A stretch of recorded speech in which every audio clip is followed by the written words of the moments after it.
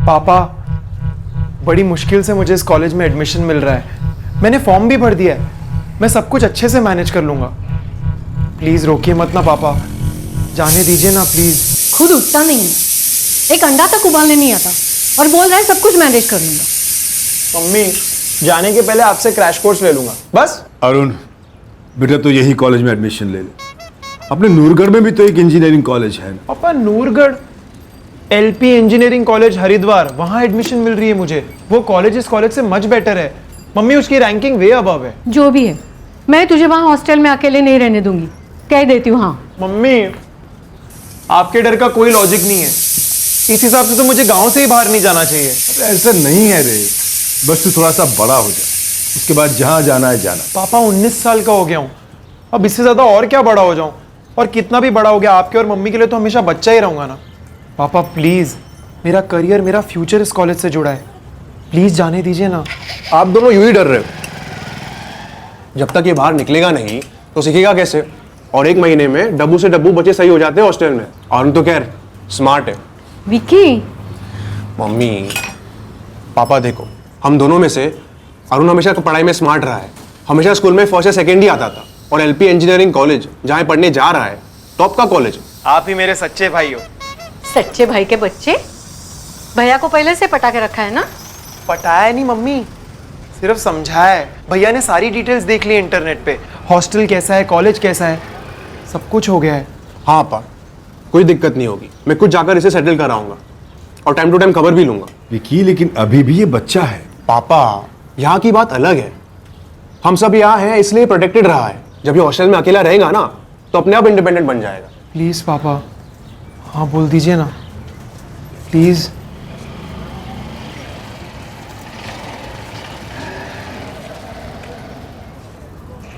ठीक है बेटा, अब जब तूने फैसला कर ही लिया है और विकी भी तेरे साथ है तो ले ले एडमिशन, नहीं रोकूंगा तुझे। यस, थैंक यू पापा, थैंक यू सो मच। खुश रहो। मम्मी चिंता मत करो, मैं सब संभाल लूंगा। अच्छा आप हंस दो ना मम्मी, हंस दो ना, हंस दो ना, हंस दो ना।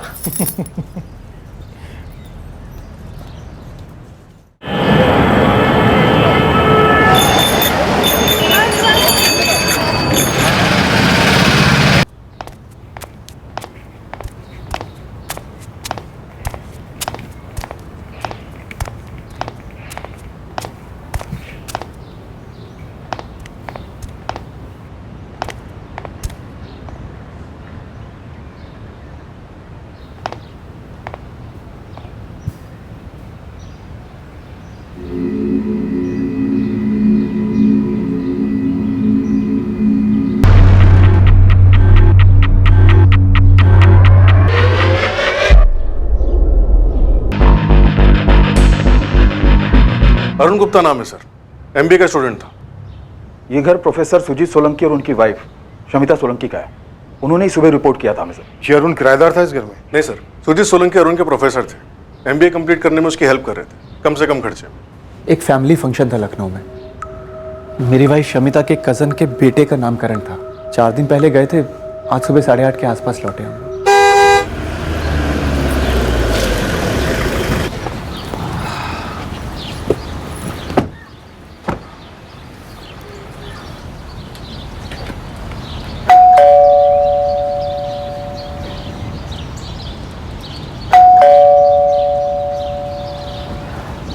टाइम क्या हुआ है?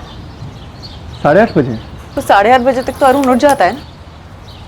The number you have called is currently switched off. उसका फोन तो स्विच ऑफ आ रहा है। फिर मैंने शमिता से घर की चाबी ली और दरवाजा खोला।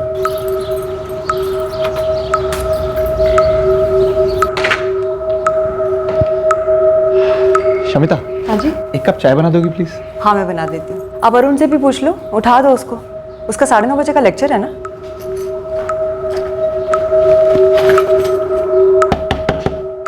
अरुण, अरुण,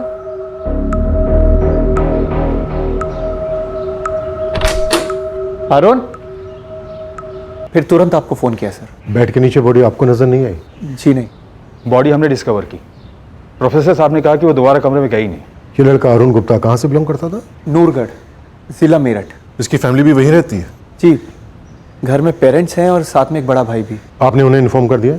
अभी तक कुछ नहीं किया, हम लोग वैसे ही इतने शौक में थे। उनका नंबर तो होगा ही आपके पास, प्लीज़ इन्फॉर्म कर दीजिए। जी, उसके बड़े भाई विक्रम का नंबर है।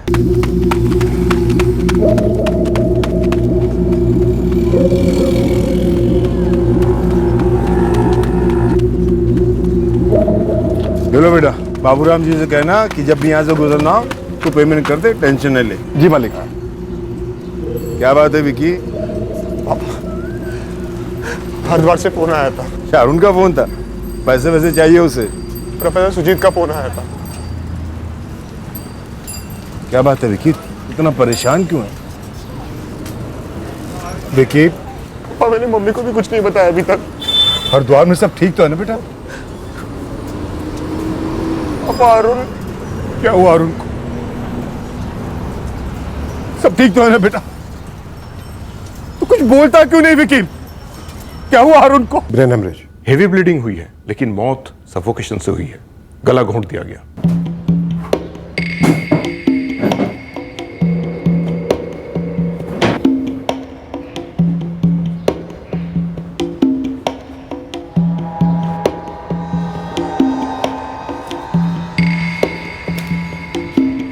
मिला? हर कोना छान मारा, फिर भी नहीं मिला। सर, अरुण का फोन कमरे में नहीं है। अरुण का नंबर देंगे प्लीज? अरुण के फैमिली को इन्फॉर्म कर दिया, वो लोग तुरंत निकलने वाले हैं यहाँ के लिए। ये अरुण का नंबर। ये टॉवल इस्तेमाल हुआ होगा विक्टिम का गला घोंटने। 10 से 11 घंटे पहले, मतलब कल 6 दिसंबर को रात 11 और 12 के बीच, राइट? करेक्ट। ये लड़का अरुण गुप्ता मेरठ के पास नूरगढ़ का रहने वाला था, हरिद्वार में MBA कर रहा था। मैं LP कॉलेज में सिविल इंजीनियरिंग पढ़ा था। अरुण मेरे बेस्ट स्टूडेंट्स में से एक था। दरअसल मैंने उसे एनकरेज किया था कि वो इंजीनियरिंग के बाद MBA करे, थोड़ी बहुत हेल्प भी की थी उसकी। आप लोग फैमिली फंक्शन के लिए लखनऊ गए थे 2 दिसंबर को? जी। तो 2 दिसंबर से लेकर 6 दिसंबर तक अरुण यहाँ घर पे अकेला था या फिर उसके साथ कोई और भी था, या घर में किसी और का आना जाना? जी नहीं। हमारी एक नौकरानी है शांति, लेकिन अभी वो छुट्टी लेके गांव गई हुई है।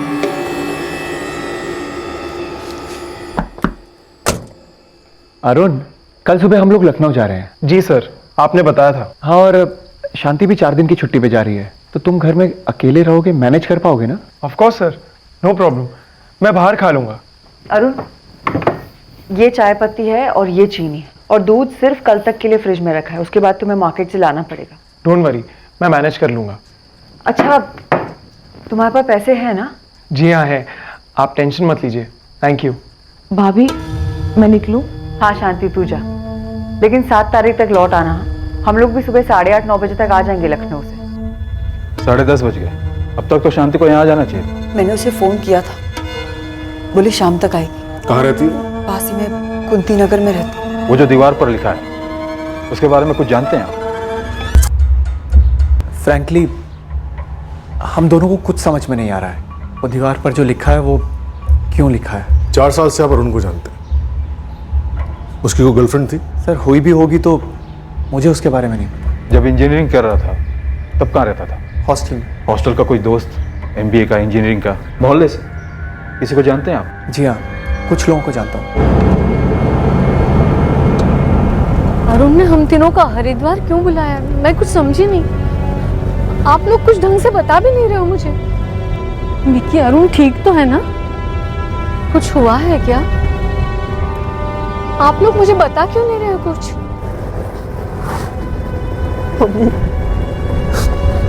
मम्मी, अरुण।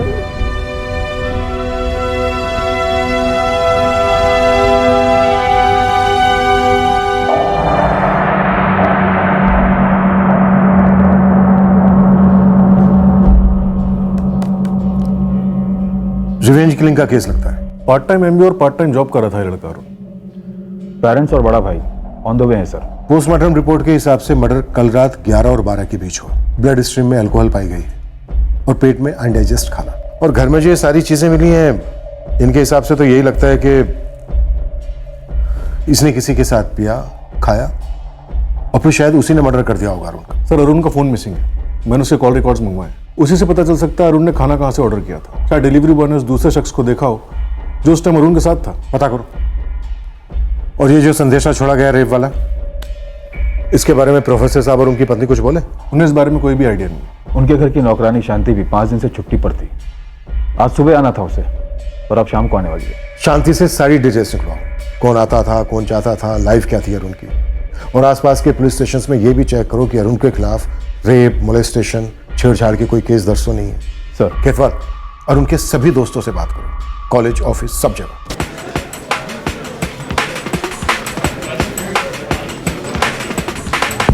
अरुण का कोई लड़की वाला चक्कर? नो सर, हमने तो कभी कॉलेज में सुना ही नहीं। हर प्रोफेसर हमेशा अरुण गुप्ता की मिसाल देता है। टॉपर जो था। अच्छा तुम लोग अरुण के जूनियर्स हो, करंट स्टूडेंट्स हो, अरुण के क्लासमेट्स कहाँ मिलेंगे? और हॉस्टल में उसका रूममेट कौन था? करण था ना सर, बेस्ट फ्रेंड भी और रूममेट भी। कहाँ मिलेगा ये करण? यही हरिद्वार में सर, एक सिविल इंजीनियरिंग फॉर्म ज्वाइन की थी उसने। उसका कोई नंबर है तुम्हारे पास?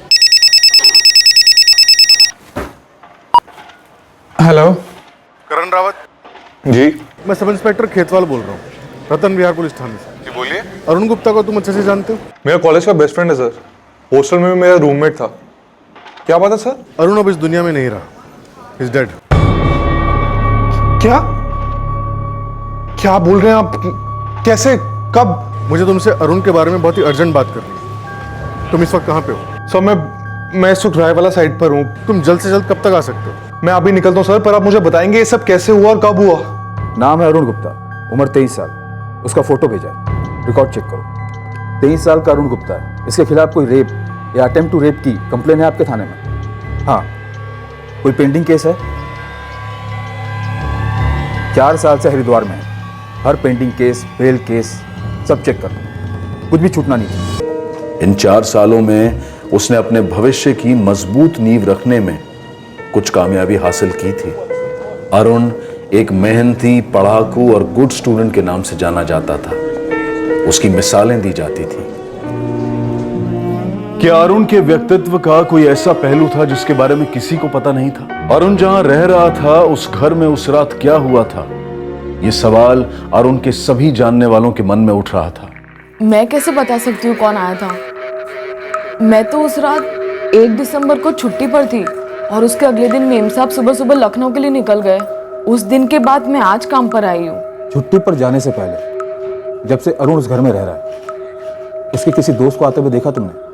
नहीं। कभी नहीं? नहीं साहब, नहीं देखा है। कब से काम कर रही हो? 2 साल। करण भी मेरा स्टूडेंट था, अच्छा स्टूडेंट था अरुण की तरह। 5 और 6 दिसंबर के बीच की रात अरुण के साथ कोई था, ड्रिंक्स ली गई, खाना खाया गया और उसके बाद अरुण का मर्डर हो जाता। मुझे तो पता भी नहीं था कि अरुण पीता है। मतलब अरुण ने इससे पहले कभी भी घर पर ड्रिंक्स नहीं ली? हमारे घर पर कभी नहीं। अगर हॉस्टल में कभी ली हो तो बात अलग है। दीवार पर ये रेप वेप के बारे में लिखा जाना इतना घिनौना और भद्दा है कि ये सब कुछ हम अरुण के साथ रिलेट नहीं कर पा रहे। अच्छा अरुण कभी किसी फ्रेंड को घर पे लेके आया? कोई भी लड़का या लड़की? सर 6 महीने से हमारे साथ रह रहा था। इस दौरान मैंने तो कभी नहीं देखा। अच्छा लड़का था अरुण, काम भी करता था, पढ़ाई भी करता था। मम्मी का रोना रोक ही नहीं रहा है। लाडला था अरुण उनका। पापा मम्मी को संभालने की कोशिश कर रहे हैं।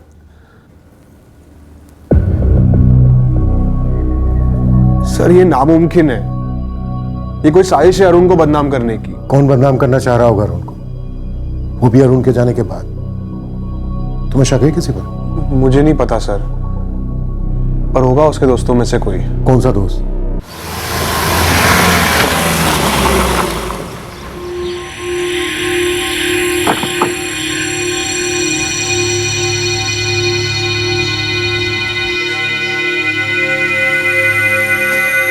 बॉडी शाम तक हैंडओवर कर दी जाएगी।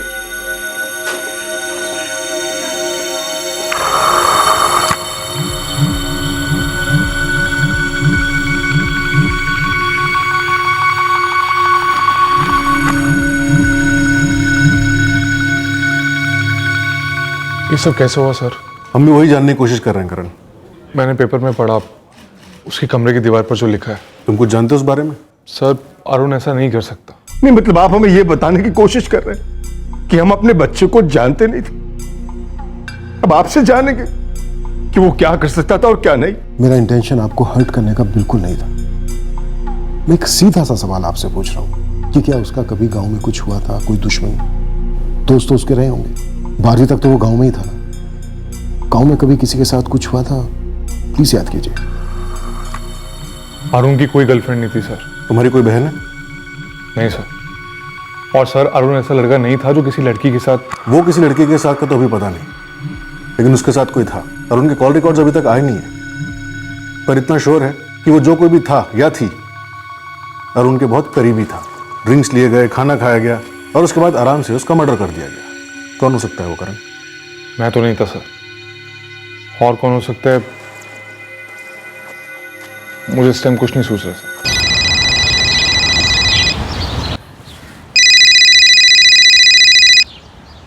हाँ विक्की भैया। मयंक, हाल ही में तेरी अरुण से बात हुई थी कभी? नहीं भैया, हाँ कुछ 1 आध महीने पहले हुई थी, वो भी कुछ खास नहीं, सिर्फ हाय हेलो। क्या हुआ भैया? अरुण ने कभी किसी लड़की गर्लफ्रेंड वगैरह का जिक्र किया तुझसे? कोई रिलेशनशिप या कुछ? नहीं तो, लेकिन माजरा क्या है भैया? मैं बाद में बात करता हूँ। हेलो हेलो विक्की भैया। ये मयंक की स्कूल फ्रेंड है? हाँ सर, दोनों पहली से 12वीं तक साथ ही पढ़े थे गांव में। अरुण का एडमिशन यहाँ हो गया और मयंक का गांव के कॉलेज में। किसी लड़की का लफड़ा था जरूर। ये जो मैसेज छोड़ा इससे तो यही लगता है कि रिवेंज के लिए, मेरा मतलब बदले की भावना से किया गया मर्डर लगता है। मेरा बच्चा इतनी गिरी हुई हरकत कर ही नहीं सकता। ये माजरा कुछ और है। क्या है ये आप पता कीजिए। ओके करण, बात करो अपने सारे बैचमेट से, छोटी से छोटी डिटेल भी काम की होगी। मैं जो हेल्प कर सकता हूँ करूंगा। अरुण मेरा बहुत ही क्लोज दोस्त था सर।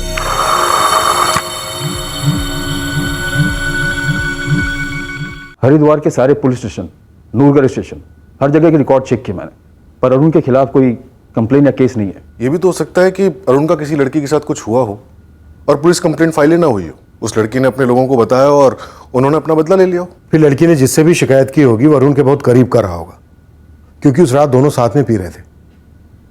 या फिर यह भी हो सकता है कि दीवार पर जो ये लिखा गया ये पैंतरा हो हमारी इन्वेस्टिगेशन को गुमराह करने के लिए। रेप हुआ ही ना हो, जैसा कि अरुण के फादर ने कहा, माजरा कुछ और ही हो।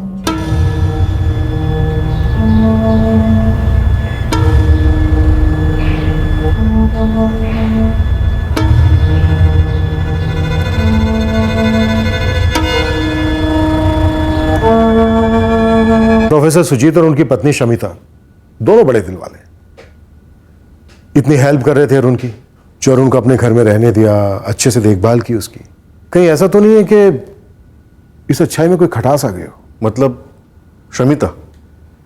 कहीं ऐसा तो नहीं कि अरुण ने कोई लकीर पार की हो और जो कुछ भी हुआ होगा वो घर के भीतर घर वालों के बीच हुआ हो। शायद उस रात उस घर में बाहर से कोई आया ही नहीं। तो फिर वो जो खाना ऑर्डर किया गया था उसका क्या? डब्बे थे और उन पर किसी रेस्टोरेंट की मार्किंग नहीं थी। हमारी टीम स्कैनिंग कर रही है इलाके के सारे रेस्टोरेंट और ढाबों की, पर ऐसा कोई रेस्टोरेंट सामने नहीं आया जहां से प्रोफेसर के घर पार्सल भेजा गया हो। तो फिर सुजीत और शमिता अगली सुबह लखनऊ से आए नहीं होंगे। मेरा मतलब वो कहीं गए नहीं होंगे। सर वो हम बैक चेक कर सकते हैं। पता करो लखनऊ में इनके किसी रिश्तेदार के यहाँ कोई नामकरण था भी या नहीं, और अगर था तो ये वहां पर गए भी थे या नहीं गए थे, और गए थे तो वहां से कब निकले। Right sir. और इनकी वो नौकरानी शांति, क्या ये वाकई में छुट्टी पर थी या इसे छुट्टी पर जाने के लिए कहा गया, या फिर ये भी कहीं नहीं गई, वही थी? इस सब में ये भी शामिल है।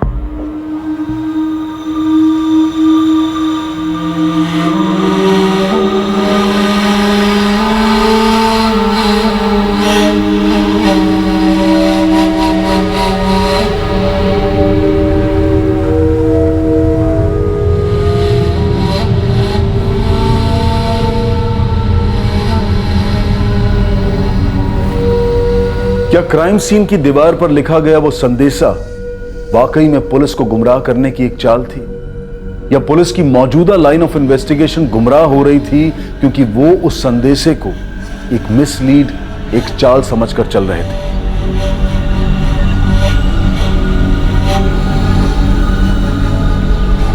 ये कैसा अजीब सा सवाल है सर?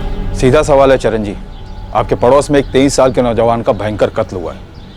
सवाल जैसा भी लगे, जवाब दीजिए। आपके इस सवाल का क्या जवाब दें हम सर, क्योंकि पिछले इतने सालों में प्रोफेसर साहब और शमिता जी के बीच ऊंची आवाज में बात भी नहीं सुनी है। और पिछले 6 सालों से हम अच्छे पड़ोसी हैं सर। ढूंढने जाएंगे तो ऐसी डिसेंट फैमिली नहीं मिलेगी। पर हाँ, उनके घर के अंदर चुपचाप कुछ पक रहा था तो हम क्या कह सकते हैं, लेकिन हमें नहीं लगता कि ऐसा कुछ था कभी। अंदर मतलब हमारे घर के अंदर? आपका सवाल क्या है, क्लियरली पूछेंगे आप? शमिता जी, मैं क्लियरली पूछ रहा हूं, क्या ये सारी कहानी मनगढ़ंत है? अरुण का मर्डर हुआ है सर। लाश मनगढ़ंत कैसे हो सकती है? बोल क्या रहे हैं आप? जी मैं सब इंस्पेक्टर खेतवाल बोल रहा हूं। आप शमिता सुजीत सोलंकी के चचेरे भाई हैं?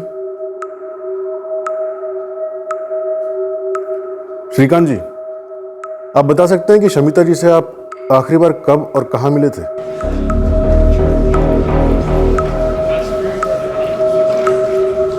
दीवार पे किसने लिखा है वो मैं कैसे जान सकती हूँ? जानती तो तुम बहुत कुछ हो शांति, बनो मत। 2 साल से काम कर रही हूँ, इस घर में रहने वालों की नस नस से वाकिफ हो तुम। दिन में काफी टाइम घर में ही काम करती हो ना तुम? करती हूँ साहब, पर डरो मत। मैं ये नहीं कह रहा कि तुमने कुछ किया है, किसी और ने किया, पर शायद तुम कुछ जानती हो। जो कुछ भी जानती हो साफ साफ बता दो। शांति, तुमने खुद छुट्टी ली थी या तुम्हारी शमिता भाभी ने तुम्हें छुट्टी पर जाने को कहा था? छुट्टी मैंने खुद से ली थी। मैंने शमिता भाभी से बात भी की थी। क्यों गोल गोल सर्कल में बात कर रहे हैं आप? मैं आपका हिंट अच्छी तरह समझ रही हूँ। आप यही कहना चाहते हैं ना कि अरुण की और मेरे बीच अफेयर था और ये बात मेरे पति को पता चल गई, इसलिए गुस्से में आकर मेरे पति ने अरुण का मर्डर कर दिया और अब मैं अपने पति को बचाने की कोशिश कर रही हूँ। यस, मिसेस शमिता सोलंकी, क्या सब कुछ ऐसा ही है?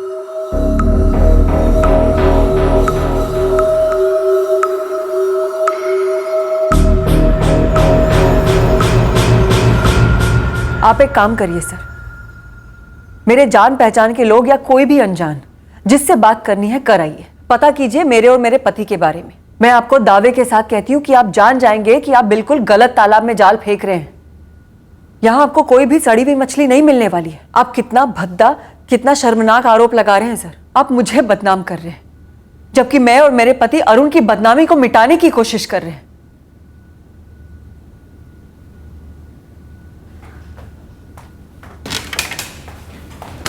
सर, प्रोफेसर और शमिता दोनों लखनऊ में नामकरण के लिए गए थे। 4 दिन वहीं पर ही थे। 2 दिसंबर को वहां पहुंचे थे और 6 दिसंबर की रात को वहां से निकले थे। पवन को कुछ मिला? अभी तक तो कुछ नहीं सर। तो फिर उस रात वाकई में कोई बाहर से अंदर आया था, क्योंकि अंदर की बात तो नहीं लगती। नहीं पापा, किसी लड़की का जिक्र तक नहीं हुआ कभी। तूने कहा था तू उस पर नजर रखेगा, तू वहां जाकर भी आया। फिर ऐसे कैसे हो सकता है कि तुझे कुछ भी नहीं पता? मम्मी, मुझसे कुछ छुपा नहीं था और मैं कह रहा हूं ना, ये जो बोल रहे हैं सब गलत है। हमारा अरुण ऐसा कुछ कैसे कर सकता है? मेरी तो कुछ समझ में नहीं आ रहा। कभी तो लगता है कि ये नामुमकिन है। हमारा अरुण ऐसा कुछ कर ही नहीं सकता। किसी ने जरूर उसका नाम खराब करने के लिए उस पर इल्जाम लगाया है। कभी लगता है कि शायद हमारा बेटा बदल तो नहीं गया था, वाकई ऐसा कुछ था और किसी ने हमारे बच्चे को जान से मार दिया। इतना ब्राइट स्टूडेंट, कितना बढ़िया फ्यूचर था उसके सामने। शमिता उसके माँ बाप से, उसके भाई से आंखें नहीं मिला पा रहा था। मैं इतने सारे सवाल पूछ रहे थे मुझसे, जिन सवालों का कोई जवाब नहीं था मेरे पास। पुलिस भी मुझसे बहुत सारे सवाल पूछ रही थी। उन्हें शक है कि उन्हें शक है कि उस रात बाहर से कोई अंदर आया ही नहीं था। जो कुछ भी हुआ है वो हमने, आपने और मैंने मिलकर किया है।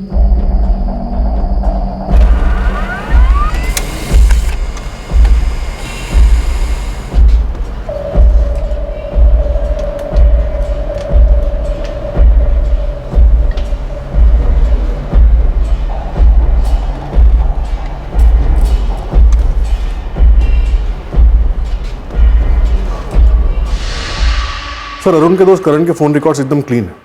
कत्ल की रात वो अपनी साइड रायवाला पे था। शमिता और प्रोफेसर सुजीत के भी रिकॉर्ड्स में ऐसा कुछ है नहीं। और अरुण के फोन रिकॉर्ड से भी कुछ नहीं मिला? नो सर, किसी भी रेस्टोरेंट को कोई भी कॉल नहीं किया गया।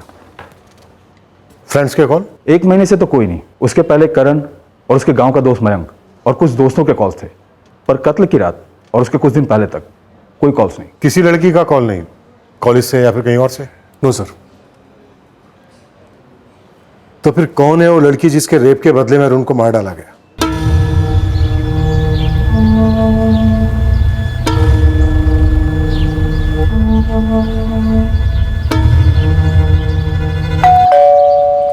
शांति, वो नौकरानी, उसका भी कोई एंगल नहीं बनता।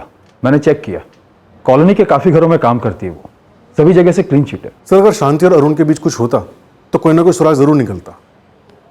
तो फिर कौन? शायद खाना डिलीवर करने वाले ने मर्डर कर दिया हो।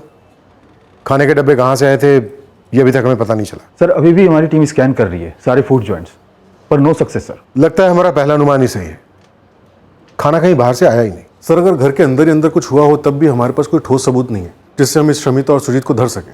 कहीं अतीत के किसी कांड का बदला तो नहीं? अरुण का अतीत क्या था, पता करो।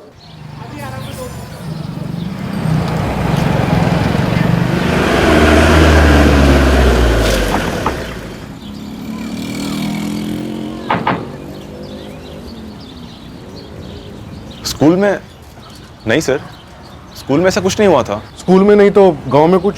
काफी अच्छे दोस्त थे तुम उसके, एक दूसरे के साथ सारे राज भी शेयर करते हो। बताओ मैं, स्कूल में, गांव में या हरिद्वार में कोई ऐसा किस्सा है जो हमें मालूम होना चाहिए? आप जैसा सोच रहे ऐसा कुछ नहीं है, और अगर होता तो अरुण मुझे जरूर बताता, कम से कम जब तक यहाँ था तब तक। हाँ, अगर वहाँ जाकर कॉलेज में कुछ हुआ हो तो हो सकता है उसने मुझसे छुपाया हो, लेकिन सर अरुण ऐसा कभी नहीं कर सकता। ये बात मैं आपको दावे के साथ कह सकता हूँ। कोई है जो उसे फंसाने की कोशिश कर रहा है। बात कुछ और है और हो कुछ और रहा है। तुम्हारी कोई बहन है? नहीं सर। सर, कहीं वाकई में कोई और माजरा तो नहीं है? अगर हो भी तो क्या माजरा हो सकता है पवन? अरुण MBA कर रहा था, एक पार्ट टाइम जॉब कर रहा था। चलो माना वो दीवार पर की गई लिखाई एक चाल थी, लेकिन क्या छुपाने के लिए चली गई होगी वो चाल? अच्छा खासा अपना फ्यूचर बना रहा था वो लड़का।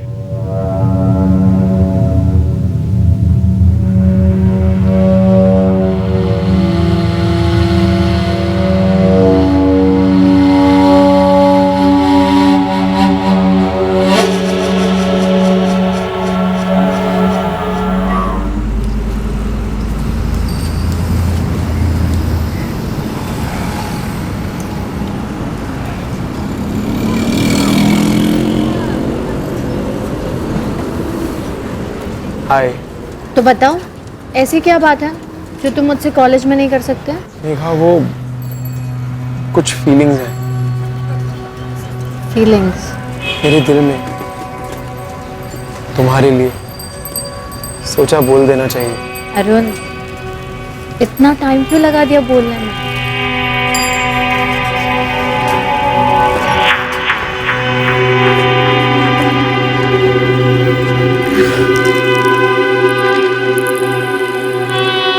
हुआ क्या था ये मेघा को पता था या नहीं ये किसी को नहीं पता, लेकिन मेघा ने सामने आकर कुछ नहीं बताया। ये एक एंगल था जो पुलिस को कहीं और से तब पता चला जब उन्हें इस केस में पहला ब्रेक थ्रू मिला।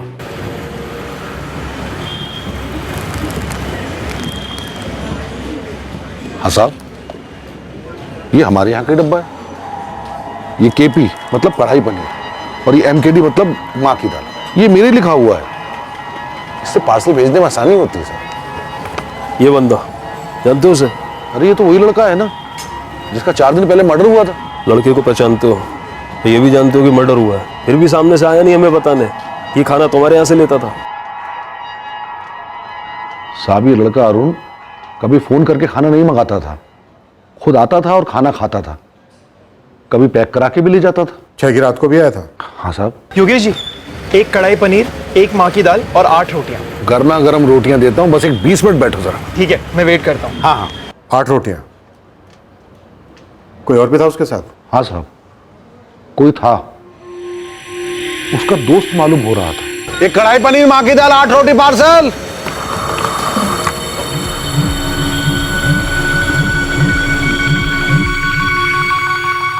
ये था? ये तो करण है साहब, अरुण के कॉलेज का दोस्त। ये भी ढाबे पे आया करता था, लेकिन उस दिन ये नहीं था। ये तो प्रोफेसर साहब हैं। ये भी नहीं थे साहब। तो फिर कौन योगेश? कौन था उस रात उसके साथ? ये तो नहीं था।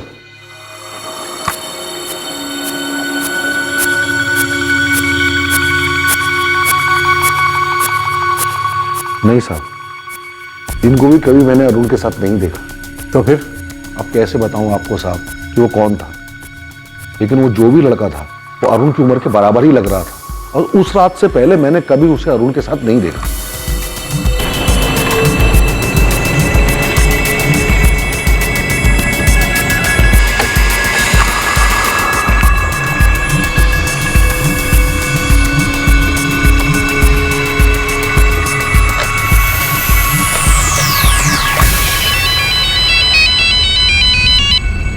हाँ पवन, कुछ मिला? मिल गया, लग गया निशान।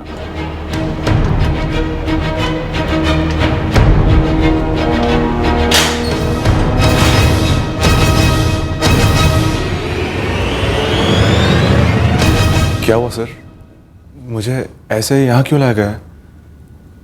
मैंने क्या किया? मर्डर किया तूने। अपने बचपन के दोस्त अरुण का मर्डर किया है। अब हमें तू ये बता कि क्यों किया है? क्या कुछ भी बोल रहे हैं आप लोग? मैं अरुण का मर्डर क्यों करूंगा सर?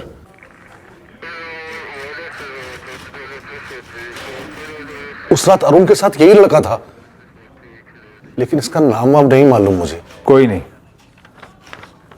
हमें मालूम है। ये कढ़ाई पनीर मां की दाल 8 रोटी पार्सल। सुन, मैं क्या कह रहा हूं, 2 बियर भी ले लेते हैं, फिर तुझे एक न्यूज़ भी देनी है। कैसी न्यूज़? अरे यार, बियर पीते पीते बताऊंगा ना, डबल मजा। अच्छे से पूछा तुझसे, इज्जत के साथ, कि अरुण से आखिरी बार तू कब मिला था? क्या बोला तूने? 1 महीने पहले, जबकि 6 दिसंबर को तू उसके साथ था। तूने उसके साथ बियर पी, खाना खाया और फिर उसका कत्ल कर दिया। अब तू हमें सिर्फ ये बता कि तूने ऐसा क्यों किया, माजरा क्या था? देख बेटा मयंक, अब तेरी पोल खुल चुकी है। तेरे कॉल रिकॉर्ड्स बताते हैं कि 6 दिसंबर को तू हरिद्वार में था। एक ढाबे वाला आई विटनेस भी है, और खुद तेरे माँ बाप ने बोला कि 6 दिसंबर को तू हरिद्वार आया था। अब बोल, ऐसे ही बोलेगा या पहले पिटेगा और फिर बोलेगा?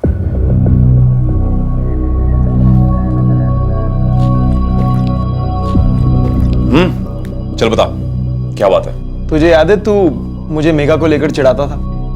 हाँ तो? सही चिढ़ाता था। क्या मतलब? मतलब ये कि मेघा अच्छी लड़की है, बहुत अच्छी लड़की। और ये तुझे अचानक अब पता चला? नहीं रे, पता तो पहले ही था, लेकिन अब थोड़े दिनों से ऐसा लग रहा है कि मैं भी उसे लाइक करता हूं।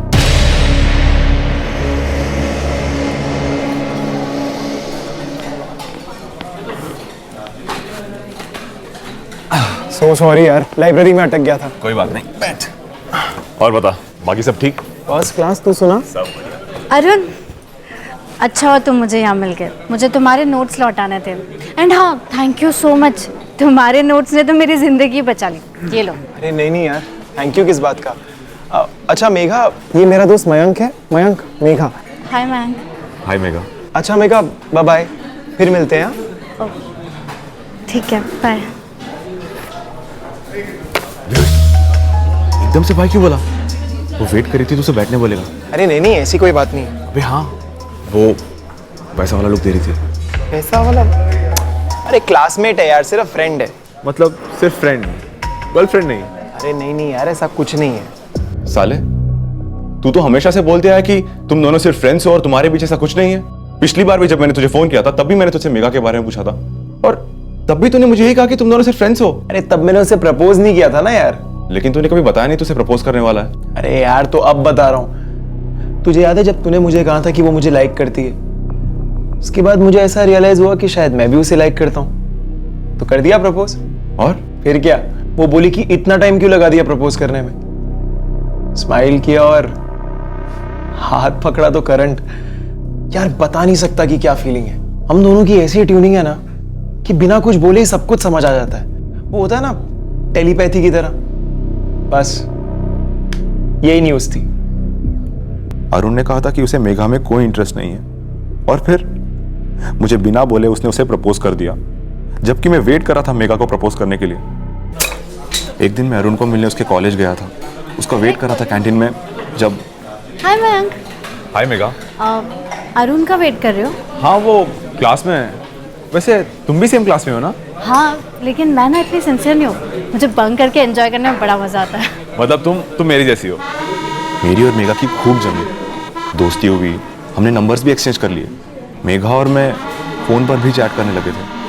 मैं रेगुलरली मेघा से मिलने यहाँ आने लगा, कुछ ज़्यादा ही रेगुलरली। तो तुझे प्यार हो गया था मेघा से? हाँ सर। अरुण को उसमें कोई इंटरेस्ट नहीं था, मैं उसे प्रपोज करने वाला था सर, और तभी उस अरुण ने। यार मैं भी कितना बेवकूफ था, पूरे कॉलेज के वक्त समझ ही नहीं पाया कि वो भी मुझे लाइक करती है। पर कोई बात नहीं, देर है दुरुस्त है। ऐसे एक बात बताऊं, एक तरीके से ना ठीक ही हुआ। अब देखना, मेरी जॉब भी है, डेट पर लेकर जाने में भी दिक्कत नहीं होगी। और वैसे भी अब हम दोनों सीरियस हैं। क्या अबे तू कुछ बोलेगा या ऐसे ही चुप रहेगा? अगर मैं ये कहूं कि मुझे भी मेघा से प्यार है और मैं भी उसे प्रपोज करने वाला था तो मैं तुझे मार डालूंगा जान से। उस हिसाब से तो मुझे भी तुझे अब भी जान से मार देना चाहिए। ए मयंक, फालतू बात मत कर। तू क्या सच में मेघा को प्रपोज करने वाला था? वो दीवार पे मैंने ऐसे ही लिख दिया था सर, ताकि कभी पकड़ा ना जाऊं, क्योंकि मेरी कोई बहन नहीं है। लेकिन सर मुझे ऐसा नहीं करना चाहिए था। अरुण मेरे बचपन का दोस्त था और मैंने उसी के साथ इतना गलत किया। सर प्लीज मुझे माफ कर दीजिए सर। ये माफी की दलील है अब तू कोर्ट में देना। हम गुनहगार को पकड़कर सिर्फ कटघरे में खड़ा करते हैं। मैं सच कह रहा हूं, मुझे दिल से अपने किए पे पछतावा है सर प्लीज। अच्छी बात है तुझे पछतावा है, अब जेल में जमकर पछताना। खूब टाइम मिलेगा तुझे वहां पर, और शायद एक सीख भी मिल जाए कि किसी को रास्ते से हटाने से कोई लाइन क्लियर नहीं होती है। और रही बात मेघा की, अगर उसने अरुण को हाँ बोल दिया था तो तेरे लिए तो ना ही था ना। भूल जाता, उसे छोड़ देता। पहले था कुछ दिन दर्द के अंधेरे में, अब जिंदगी भर मायूसी के अंधेरे में रहेगा तो जिंदगी भर। सर मेघा को बुलाया है, ऑन द वे है। ये कैसे हो सकता है कि अरुण के फोन रिकॉर्ड से मेघा का नाम नहीं उभरा? सर वो लोग फोन पे बात नहीं करते थे, चैट ऐप यूज करते थे। जब तक कॉलेज में थे तो हार्डली बातें होती थी उनके बीच, वो भी आमने सामने, कैंटीन या लाइब्रेरी में। बाकी प्रपोज करने के बाद से सिर्फ चैट ऐप यूज होता था। आगे से सभी केसेस में, खास करके यंगस्टर्स के केसेस में, फोन रिकॉर्ड्स के साथ साथ चैट रिकॉर्ड्स भी निकलो। अगर ये हमने पहले से किया होता तो ये केस कब का क्लोज हो गया होता। तुम दोनों प्यार करते थे एक दूसरे से, अरुण का मर्डर हुआ, झूठा इल्जाम लगा उस पर, फिर भी तुम आगे नहीं आई पुलिस की हेल्प करने के लिए। मुझे कुछ समझ नहीं आ रहा था। अब बहुत ज्यादा टूट चुकी थी और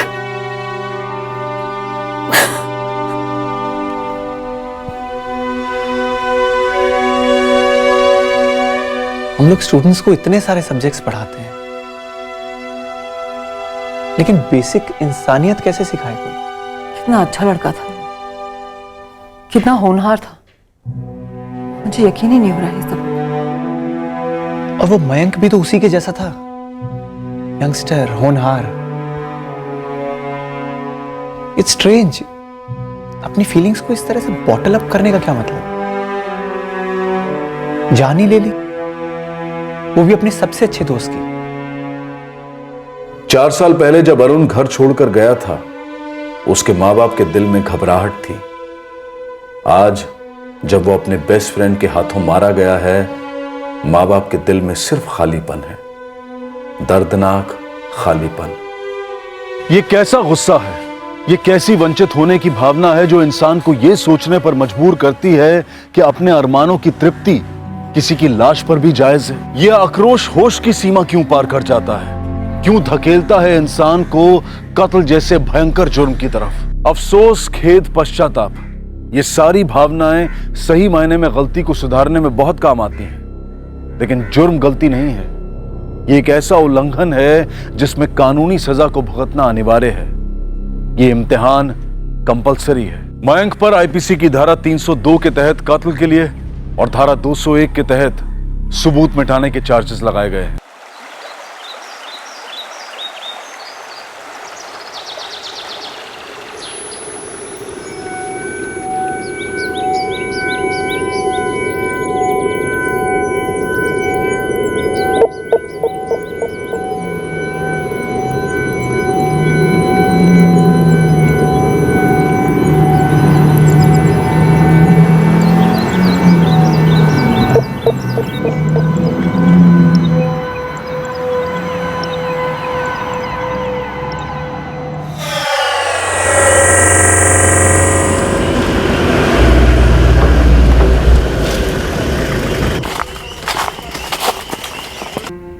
बॉडी पर से विक्टिम की पहचान करने के लिए कुछ भी ना मिले, ना ही कोई और लीड, तो सेकंड स्टेप क्या होना चाहिए?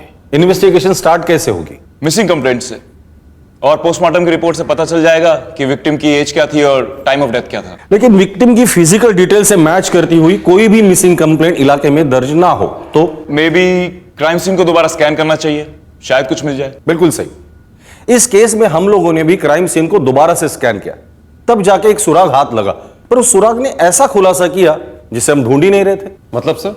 मतलब हर इन्वेस्टिगेशन आपको एक मुकाम तक पहुंचाती है, पर जरूरी नहीं वो वही मुकाम हो जहां पहुंचने के लिए आप लोग निकले थे।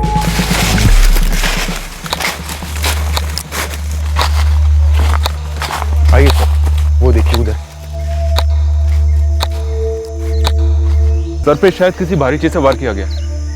बॉडी भी पूरी तरह से गल चुकी है, शायद काफी दिनों से यहाँ पड़ी होगी। आखिरी बार कब राउंड मारा था इस तरफ? कई दिन हो गए सर। वैसे मैं और मेरा पार्टनर हर सोमवार को ये इलाका कवर करते हैं, पर दूसरी तरफ डबल ड्यूटी लगी थी, इसलिए कई दिनों बाद आज सुबह ही यहाँ आना हुआ। और उसी बीच लाश जंगल में फेंक दी होगी।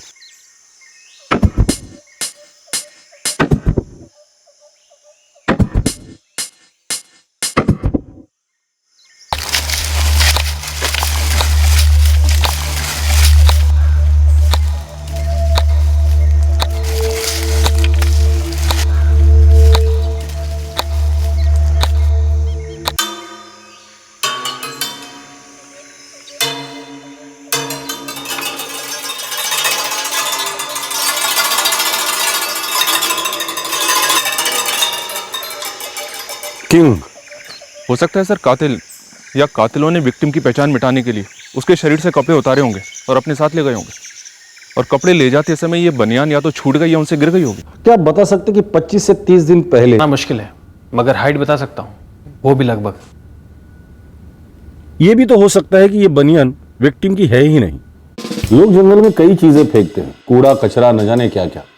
ये बनियान भी वैसे ही फेंक दी होगी। हो सकता है कि जो लाश हमें मिली है उसका और इस बनियान का कोई लेना देना ही ना हो सकता है सर। क्राइम सीन से हमें बस यही एक लीड मिली है। एक दूसरी डिटेल है विक्टिम की उम्र 32 से 40 साल के बीच। एक काम करता हूँ सर, मिसिंग कंप्लेंट से शुरू करता हूँ और उसके बाद इस बनियान की भी इंक्वायरी करता हूँ। देखते हैं ये बनियान हमें कहाँ तक लेकर जाती है।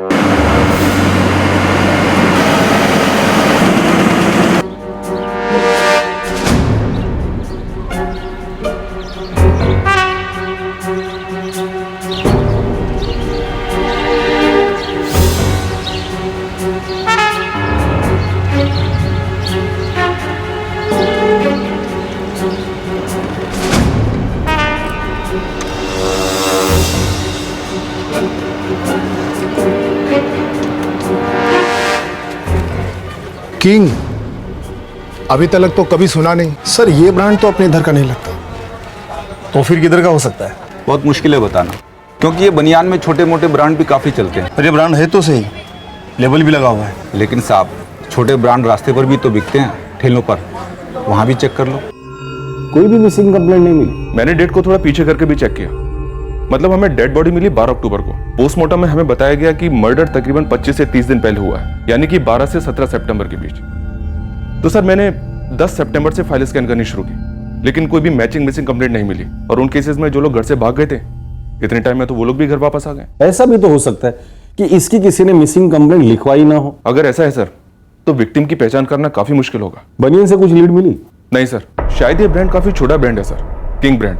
अब बाई चांस अगर हमें कोई दुकानदार ऐसा मिलता है जिसने इस ब्रांड की बनियान बेची हो, तभी शायद हमें कोई लीड मिल सकती है सर। एक अनडिटेक्टेड केस, एक अनसुलझा मर्डर केस। और वो बनियान, उससे कोई लीड नहीं मिली? मिली ना, एक ऐसी लीड मिली जिसने सबको हिलाकर रख दिया था, हमें भी।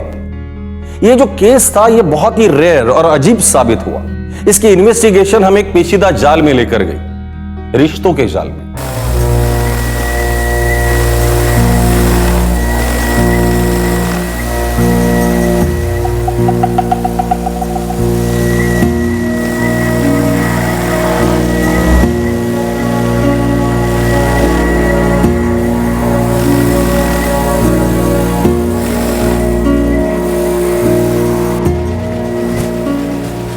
सीमा काय आज भी नहीं आया? विक्रम भाऊ काही कळतच नाही हो, असं समजेन असं झालंय सगळं। मैं और इंतजार नहीं कर सकता, इसकी पगार तो कटेगी। अब तो इसकी जगह पे मैं किसी और को भी ढूंढ रहा हूँ। मी समजू शकते भाऊ।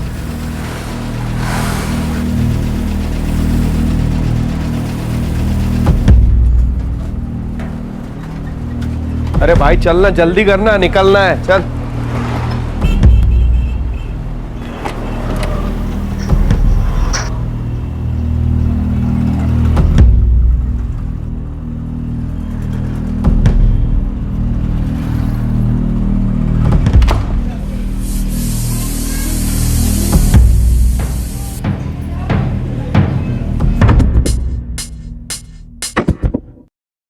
सोलापुर? हो साहब, मैंने यहाँ एक कपड़ों की दुकान में पूछताछ की। वहाँ का मालिक बोला ये किंग ब्रांड सोलापुर में चलता है।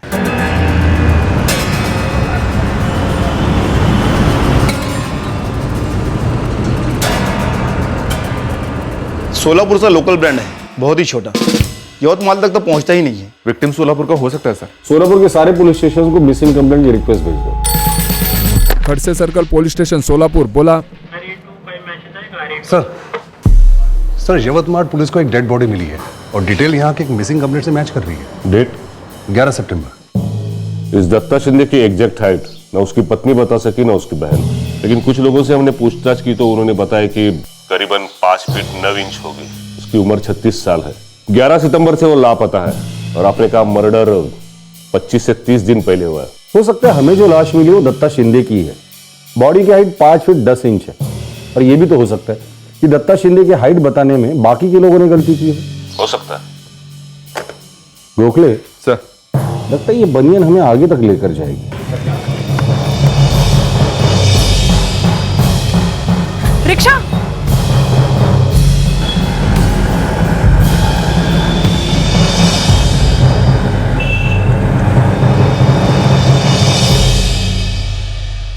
कहाँ जा रहे हो?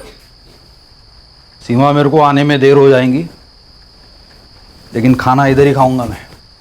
दत्ता, तुम फिर से पीने जा रहे हो? फिर से? क्या मतलब फिर से? सुबह से एक बूंद भी नहीं पी है मैंने। हाँ तो हर रोज पीना जरूरी है क्या? ये मेहनत की कमाई शराब में डुबा रहे हो, शर्म नहीं आती तुम्हें? ये किचकिच करके ना तू मेरा बैलेंस डुबा रही है, समझी? कसला बैलेंस रे? कसला बैलेंस? हाँ, जिंदगी डूब रही हमारी। अपना नहीं तो सचिन के बारे में तो सोचो। कमा नहीं रहा हूं क्या साली मैं? देख, ये जो भी मैं कमाता हूं ना वो इसलिए कि मेरा बैलेंस सही है। हर रोज 2 क्वार्टर इधर दिमाग में मेरे ऑयल जाता है। तू मेरा बैलेंस बिगाड़ने की कोशिश मत कर। किसी दिन मैं वापस लौटूंगा नहीं तो तू और ये सचिन दोनों डूब जाओगे हमेशा के लिए।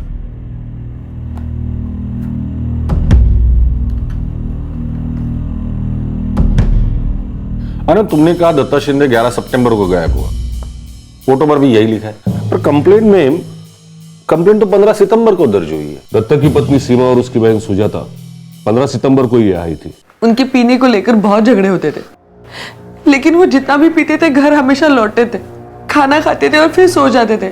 11 सितंबर को भी ऐसे ही झगड़ा करके चले गए थे साहब। और अब 4 दिन बाद आ रही है मिसिंग रिपोर्ट लिखाने के लिए। 2 दिन तो मैं खुद उन्हें ढूंढती रही, फिर जब वो काम पर भी नहीं लौटे तो मैं उनकी छोटी बहन सुजाता के पास चली गई। हो सर, दादा कभी कभार झगड़ा करके हमारे घर रुक जाते थे। सीमा वहीनी को भी वही लगा कि दादा हमारे घर में है। फिर हम दोनों ने मिलकर उन्हें बहुत ढूंढा साहब, पर किसी को कुछ नहीं मालूम। इस दत्ता शिंदे की पीने की आदत को लेकर उसकी और उसकी पत्नी की सालों से मचमच चल रही थी। लगा कुछ दिन के लिए घर छोड़ के चला गया होगा। सर हमने पूरा सोलापुर खंगाला, रेलवे स्टेशन, बस स्टॉप, लेकिन ये दत्ता कहीं नहीं मिला। हर जगह हमने इसके फोटो, उसके डिटेल्स भेजे थे। लेकिन हमारे थाने में दत्ता का ना तो कोई फोटो आया और ना ही केस डिटेल। इस दत्ता का कोई यवतमाल कनेक्शन या उसकी बहन या बीवी का? नहीं सर। साहब ये मेरा दत्ता दादा नहीं है। ये कौन है ये? देखिए, मानता हूं कि ऐसे हालात में पहचानना बहुत मुश्किल है। तो फिर अब हमें ये क्यों दिखा रहे हो? सीमा जी, ये बनियान देखिए। ये बनियान हमें लाश के पास मिली है। क्या आपके पति इस ब्रांड की बनियान पहनते हैं?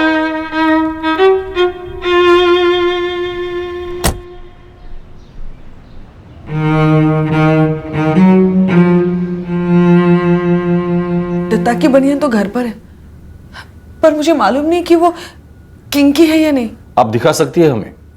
दरअसल दत्ता की उम्र, हाइट और गायब होने का समय जो लाश हमें मिली है उससे मैच करता है। पर साहब, मेरा दत्ता दादा यवतमाळ क्यों जाएगा? हमारा कोई नहीं है वहां पे। आणि साहेब, दत्ता बिना काम के कहीं नहीं जाते, तर मग यवतमाळला का जाणार? वो खुद से नहीं जाता, लेकिन साथ में ले तो जाया जा सकता है ना सीमा जी। आपने कहा वो पीने के लिए निकला था, तो शायद पीने के बाद कुछ हुआ होगा। वो किसी के साथ गया होगा या कोई उसे अपने साथ लेकर गया होगा। आप बनियान लेकर आएंगी?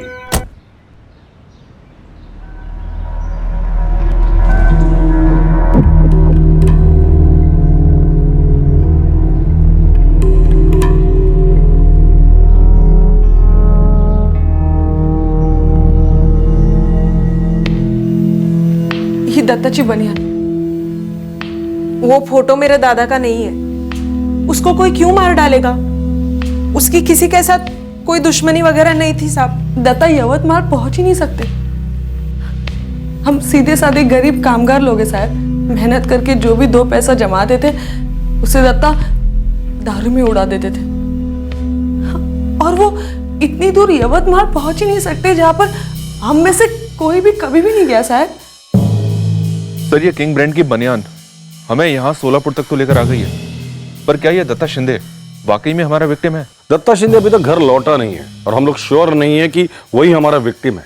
तो गोखले, सबसे पहले इन 2 में से किसी एक बात पर हमें श्योर होना होगा। हाँ साहब, ये बात सच है कि दत्ता को पीने की प्रॉब्लम थी, लेकिन वो कितनी बुरी थी वो उसकी पत्नी सीमा ही बता सकती है। वो दोनों मेरे यहाँ पे 6 साल से काम कर रहे हैं। यवतमाल में ऐसा क्या था विक्रम जो दत्ता को वहां ले जा सकता था? पता नहीं साहब, लेकिन इतना बता सकता हूँ कि काम से तो नहीं जाता था। बाकी आप धीरज से पूछ लो, दत्ता का सबसे करीबी दोस्त और दारू पार्टनर। वो यही काम करता है? हाँ साहब। धीरज, यवतमाळ पोलीस आली है, उन्हें वहाँ पे एक लाश मिली है। तुझ्याशी बोलायचं त्यांना।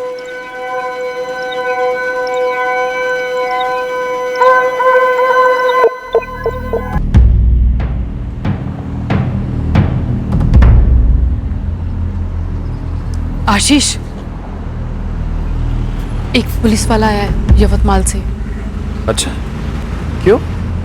वो दत्ता धीरज से बात कर रहा है। यवतमाल से?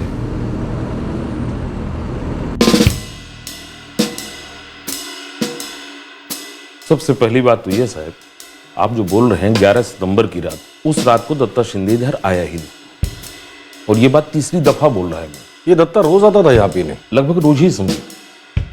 लेकिन साहब, ये जो 11 सितंबर की बात कर रहे हैं आप, उसके 2-3 दिन पहले से उसका यहाँ आना नहीं हुआ था। धीरज है ना उसका दोस्त, वो भी नहीं आया। छगनराव जी, जो लोग रोज पीते हैं उन्हें रोज पीना ही पड़ता है। किसी और अड्डे पर गया होगा? हो साहब, हम अच्छे दोस्त हैं, साथ में पीते भी है। कई बार तो पीने के बाद मैं उसके घर पर ही रुक जाता हूँ, लेकिन उस रात हम पिए ही नहीं क्योंकि वो आया ही नहीं और उसके पहले कुछ बोला भी नहीं। धीरज, तुम्हारे दोस्त दत्ता का यवतमाल में क्या था? कोई औरत या कुछ और? नहीं साहब, यवतमाल का तो कभी नाम नहीं लिया उसने। 14 सस्ते लॉजेस में मैंने इस दत्ता शिंदे का फोटो घुमाया, वहां पर उसे किसी ने नहीं देखा। साहब, लगता नहीं कि वो यहाँ कहीं रुका होगा। जंगल के आसपास के लॉजेस चेक किए? तिकडचे सगळे लॉजेस चेक केले, सेम जवाब मिला, वहां पर भी उसे किसी ने नहीं देखा। सर, ये दत्ता के कॉल रिकॉर्ड्स में निकलवाए थे। 11 सितंबर से उसका फोन स्विच ऑफ है। ये फोन सोलापुर में स्विच ऑफ हुआ था? Yes sir. हमने यहाँ के एक एक देसी और सस्ते बार स्कैन किए, लेकिन वो कहीं पर भी नहीं गया था। यहाँ एक छगन राव का बार है जो उसके घर के करीब है, वहाँ का रेगुलर है वो, लेकिन वहां पर भी नहीं गया। दत्ता शिंदे का फोन तो 11 सितंबर की सुबह स्विच ऑफ दिखा रहा है। यस सर, लेकिन स्टेटमेंट में उसकी पत्नी ने ये कहा था ना कि दत्ता 11 की रात को घर से निकला था। 11 सितंबर को भी ऐसे ही झगड़ा करके चले गए थे साहब। ये दत्ता अपना फोन काम पर स्विच ऑफ रखता था, क्यों? 11 सितंबर को संडे था, छुट्टी का दिन, और वो पिछली रात मतलब 10 सितंबर की रात को बहुत पिया था, उसके पत्नी ने बताया। 11 तारीख की पहली रात को यानी कि 10 तारीख को भी वो ऐसे ही पी कर आए थे। अगला पूरा दिन सोते रहे और जब उठे तो फिर से पीने के लिए निकल पड़े। आनंद, कुछ तो झोल है। 11 सितंबर की पहली रात मतलब 10 की रात दत्ता शिंदे ने कहाँ दारू पी? आप ये जो 11 सितंबर की बात कर रहे हैं आप, उसके 2-3 दिन पहले से उसका यहाँ आना नहीं हुआ था। छगन राव ने हमें बताया कि 11 के पहले 2-3 रात वो वहां आया ही नहीं। धीरज है ना उसका दोस्त, वो भी नहीं आया। इस धीरज आने का बैकग्राउंड चेक हुआ है क्या? कॉल रिकॉर्ड्स निकलवाए थे इसके? नहीं, दरअसल हम लोग घरेलू झगड़े पर फोकस कर रहे थे, सोचा कुछ दिन में लौट आएगा, पर वो नहीं लौटा। अब हमारे पास एक लाश है जो हमें इस दत्ता शिंदे के पास लेकर आई है।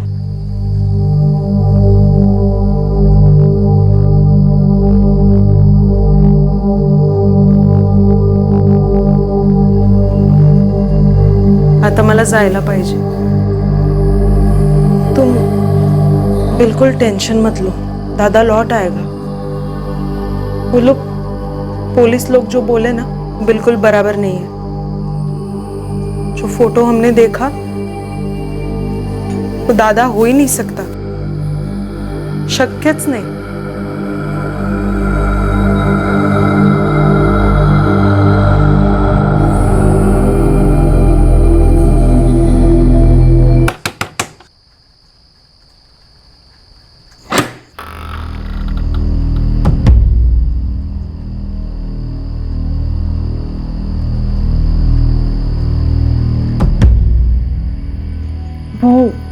यवतमाल के पुलिस वाले फिर से आए थे क्या? नहीं, और फिक्र करने की कोई जरूरत नहीं है। वो दत्ता नहीं है, तू चिंता मत कर। मुझे क्या पूछ रहे भाई आशीष? मुझे कैसे पता होगा? मैं पूछ नहीं रहा हूँ रे पंकज, मैं तो बस ये सोच रहा हूँ कि यवतमाल कैसे? यवतमाल ये है ना? यही तो यार, ये पुलिस जो है ना वो कुछ तो सॉलिड गलती कर रहे हैं। वो दत्ता कैसे हो सकता है? धीरज साने, कॉल रिकॉर्ड्स क्या कहते हैं? 2 बातें देख रही हैं सर। एक तो ये कि 11 सितंबर की सुबह ये धीरज किसी आशीष कोठारे के टच में था। अब हमें ये पता करना होगा कि ये आशीष कोठारे है कौन। सर, आशीष कोठारे हमारा ड्राइवर है, फैक्ट्री का टेम्पो चलाता है। Tempo driver? टेम्पो? क्या लाश को इसी टेम्पो में ट्रांसपोर्ट किया गया होगा? पक्का तो नहीं कह सकते सर, पर हाँ 11 सितंबर को धीरज और आशीष के फोन सोलापुर के बाहर ट्रेवल करते हुए देख रहे हैं सर। इंटरेस्टिंग। किस तरफ जा रहे हैं? यवतमाल की तरफ? नहीं सर। नहीं? और एक दूसरी इंटरेस्टिंग बात आशीष कोठारे के फोन रिकॉर्ड से बाहर आई है सर, और वो ये कि 11 सितंबर की सुबह आशीष ने किसी पंकज खराड़े को कांटेक्ट किया था। हो निकतो थोड़ी देर में मिलता तुझे। हाँ चल बाय। ये पंकज खराड़े कौन है? सर यहाँ की लोकल खबरियों से इसके बारे में पता लगवाया है। साहब ये पंकज खराड़े, ये भी ड्राइवर है, प्राइवेट टैक्सी चलाता है, खुद भी एक गाड़ी डाली है इसने टूरिस्ट लाइन में लोन लेकर। इंटरेस्टिंग है, एक टेम्पो ड्राइवर एक प्राइवेट टैक्सी ड्राइवर, दोनों मिलकर एक लाश को ठिकाने नगाले निकलते हैं। इंटरेस्टिंग एंगल है, पर असली एंगल क्या है? क्योंकि ये घरेलू पति पत्नी वाला झगड़ा है नहीं, जैसे लोकल इन्वेस्टिगेशन में पहली बार पुलिस ने सोचा था। कुछ और है। सर एक औरत है, मीरा रावत, वो शायद इस केस से जुड़ी हुई लग रही है। मीरा रावत? वो इन लोगों में से किसके साथ जुड़ी हुई है? सर धीरज के कॉल रिकॉर्ड्स में मीरा रावत का नंबर कई बार दिखाई देता है। अब इतनी ज्यादा बातें 2 प्रेमियों के बीच में ही हो सकती हैं सर। और साहब ये मीरा रावत उसी फैक्ट्री में काम करती है, आपके इस धीरज साने की आइटम है। तो इस सब में दत्ता शिंदे कहां से आया? उसका भी मीरा के साथ कुछ था क्या? उस फैक्ट्री में कौन सी खिचड़ी पक रही थी ये तो नहीं मालूम, लेकिन हाँ पक तो रही थी, इतना पक्का है सर। रिश्तों में तो अब तक कोई खिचड़ी सामने नहीं आई है सर, पर एक बात पक्की है, साजिश की खिचड़ी 11 सितंबर को जरूर पकी थी सर। धीरज, आशीष, पंकज खराड़े और ये मीरा रावत, ये सब के सब ट्रेवल कर रहे थे सोलापुर के बाहर, और शायद सब साथ में थे। गोखले, एक कहावत है, खिचड़ी के 4 यार, दही पापड़ घी अचार। अब देखना यह है कि इस केस में ये 4 यार कौन सी परफेक्ट खिचड़ी पकाने निकले थे और इस खिचड़ी का हमारे यवतमाल में मिले किंग ब्रांड बनियन के साथ क्या क्या कनेक्शन है। फिलहाल तो कोई भी कनेक्शन नहीं है सर, पर हाँ, ये खिचड़ी दत्ता शिंदे के राज का खुलासा जरूर करवाएगी, क्योंकि खुशबू ऑलरेडी आनी शुरू हो चुकी है सर।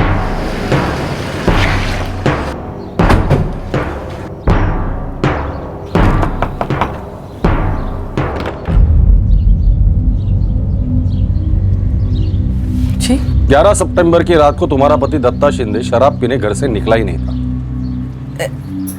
ऐसा उन्होंने कहा आपसे? लेकिन वो है कहाँ और घर क्यों नहीं लौट रहा है? दत्ता ने हमें कुछ नहीं बताया, और हाँ, वो घर क्यों नहीं लौट रहा है इसका जवाब तुम हमें दोगे। क्या मतलब? मतलब साफ है, दत्ता शिंदे 11 सितंबर की रात को नहीं बल्कि 11 सितंबर को सुबह घर से निकला। मैंने कहा ना आपसे कि वो 11 की रात को मेरे साथ झगड़ा करके निकले, और अब 11 की सुबह क्यों बोल रहे हैं? क्योंकि रात वाली बात तो झूठ थी जो तुमने उस वक्त हमसे कही थी, और ये तुम्हारे चेहरे पर साफ दिखाई दे रहा है इस वक्त भी। इन्वेस्टिगेशन का एक रूल होता है, सस्पेक्ट के चेहरे को पढ़ना। तो उसकी नर्वसनेस आपके पकड़ में आ गई और आपने जज कर लिया कि वो झूठ बोल रही है, लेकिन कोई ठोस सबूत नहीं था उसके खिलाफ आपके पास? ठोस सबूत नहीं, हमारे पास कुछ भी नहीं था। एक तरफ था यवतमाल और बनियन वाला एंगल जो इस दत्ता शिंदे केस में एक्चुअल फिट नहीं बैठ रहा था, और दूसरी तरफ और एक एंगल मजबूती से उभर कर सामने आ रहा था जो दत्ता शिंदे के गायब होने की तरफ इशारा कर रहा था। पर ये दत्ता शिंदे के गायब होने को कैसे एक्सप्लेन करता है गोखले? पता नहीं सर, पर अजीब बात है ना, सीमा शिंदे के फोन रिकॉर्ड्स दिखाते हैं कि वो भी उसी रूट पर ट्रेवल कर रही थी जहां खिचड़ी के ये 4 यार ट्रेवल कर रहे थे, और शायद ये सीमा उस खिचड़ी का 5वां एलिमेंट थी सर।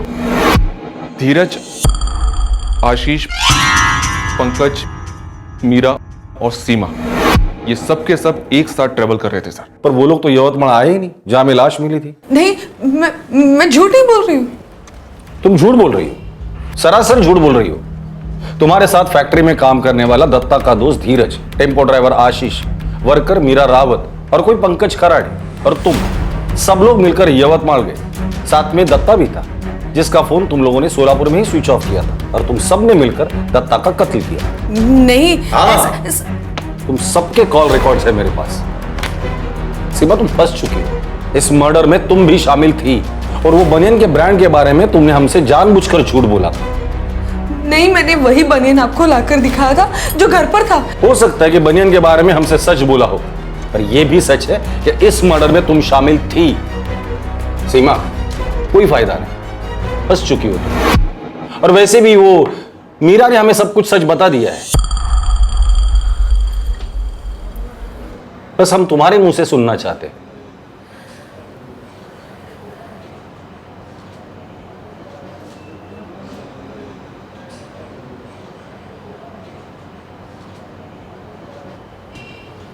मैं कंठा गई थी साहब, थक गई थी उससे। सारी कमाई शराब में उड़ाता था, जब देखो तब नशे में। मैं भी तो इंसान हूं ना साहब, घर की सारी जरूरतें पूरी करने के बाद मेरी अपनी भी तो जरूरतें हैं, शरीर की जरूरतें। और जो जरूरतें मेरा पति नहीं पूरी कर पा रहा था वो धीरज पूरी कर रहा था।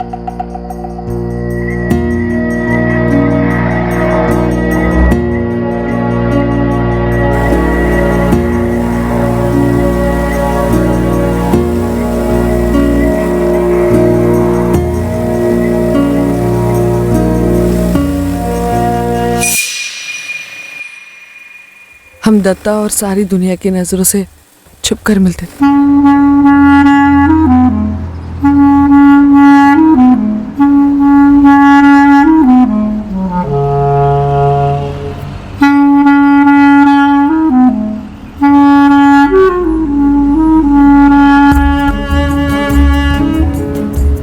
मेरी जरूरतें बढ़ने लगी, बदलने लगी। मैं धीरज से आगे बढ़ना चाहती थी। मेरी बढ़ती जरूरतें अब आशीष पूरी करने लगा था। सब ठीक चल रहा था साहब। दत्ता से दिल धीरज पर आया था और अब आशीष पर। लेकिन दत्ता रास्ते का कांटा बनने लगा। नहीं साहब। तो फिर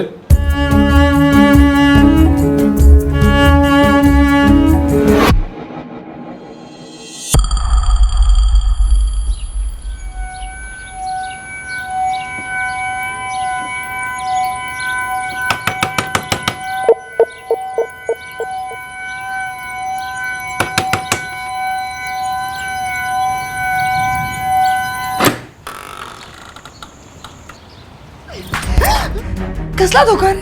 हाँ? और तू होता कौन है धोखेबाजी की बात करने वाला? यार वो तेरा यार था, अब नहीं है। थक गई हूं तुझसे मैं, समझ गया? ए हाल तू बड़बड़ करू नको, मेरे को गुस्सा मत दिला। ये चल जा रे आला मोटा गुस्सा वाला। देख, अगर मैं धोखा दे रही हूं ना तो सिर्फ अपने पति दत्ता को। तुझे चलने की कोई जरूरत नहीं है। अच्छा, अगर दत्ता को पता चला तो उसे सिर्फ जलन तो नहीं होगी। सोच, अगर उसको पता चलेगा कि उसके पीठ पीछे उसकी पत्नी, उसके बच्चे की मां एक नहीं दो मर्दों के साथ सोती है, और वो भी उसके पहचान, धीरज और आशीष। मतलब धमकी दे रहा है तू मुझे? हाँ, धमकी दे रहा है, डरा रहा है मुझे तू? हाँ, उस आशीष को साइड में करने का। अगर वो तेरे आसपास भी दिखाई दिया ना तो तू तो गई काम से। और एक बात याद रख, मैं वो दारू में डूबा दत्ता नहीं हूं।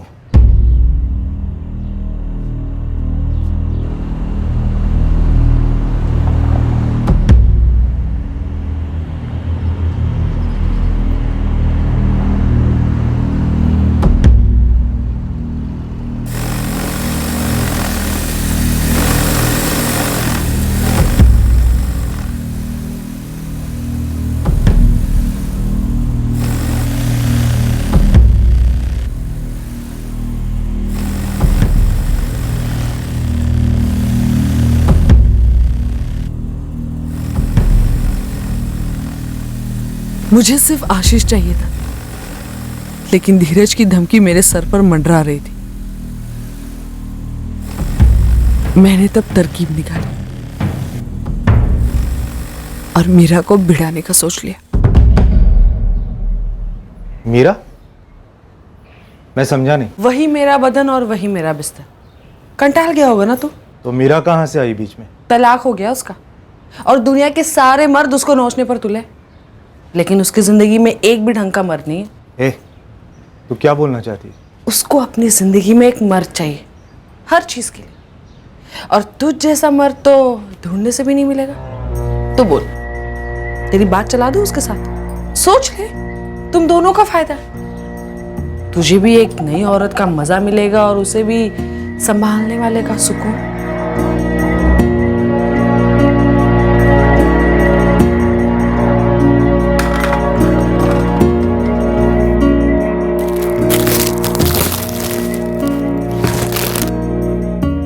अरे वाह, साड़ी तो बहुत मस्त है रे।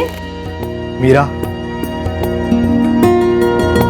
जब तू खुश होती है ना, तेरा ये स्माइल आता है, बहुत जबरदस्त लगती है। हमेशा ऐसी रहे। मेरी तरकीब काम कर गई साहब। मीरा और धीरज की सेटिंग हो गई, और मेरी और आशीष की भी अच्छी चलती गई। तो इस सब सेटिंग के बीच दत्ता बीच में कहां से आ गया? मुझे डर था साहब कि किसी दिन धीरज खुन्नस ना निकाल दे, इसलिए मैंने उसकी जोड़ी मीरा के साथ बना दी। उसने धोखा नहीं दिया साहब।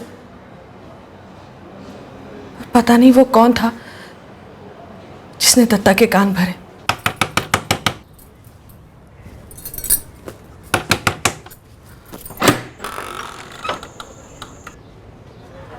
क्या हुआ?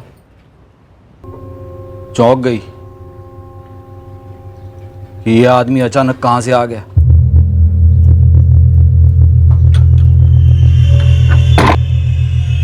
धीरज, हैं? मेरा दोस्त धीरज,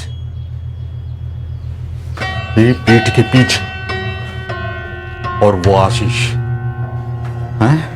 टेम्पो वाला, वो भी, सब के सब मेरे पीठ के पीछे। मैं शादी करके तेरे को इधर सोलापुर लाया, तेरे को ये घर दिया, बच्चा दिया, तेरे को काम पे भी लगाया, और इन सब के बावजूद ये बेशर्मी, ये गंदगी है बंद। आज से ये हर जगह जानवरों के जैसा मुंह मारना बंद तेरा, नहीं तो तेरे को जंगल में ले जाके जंगली जानवरों को खिला दूंगा मैं, तेरे टुकड़े टुकड़े करके, समझे? मुझे कभी पता नहीं चला साहब कि किसने चुगली की थी, लेकिन की तो थी किसी ने।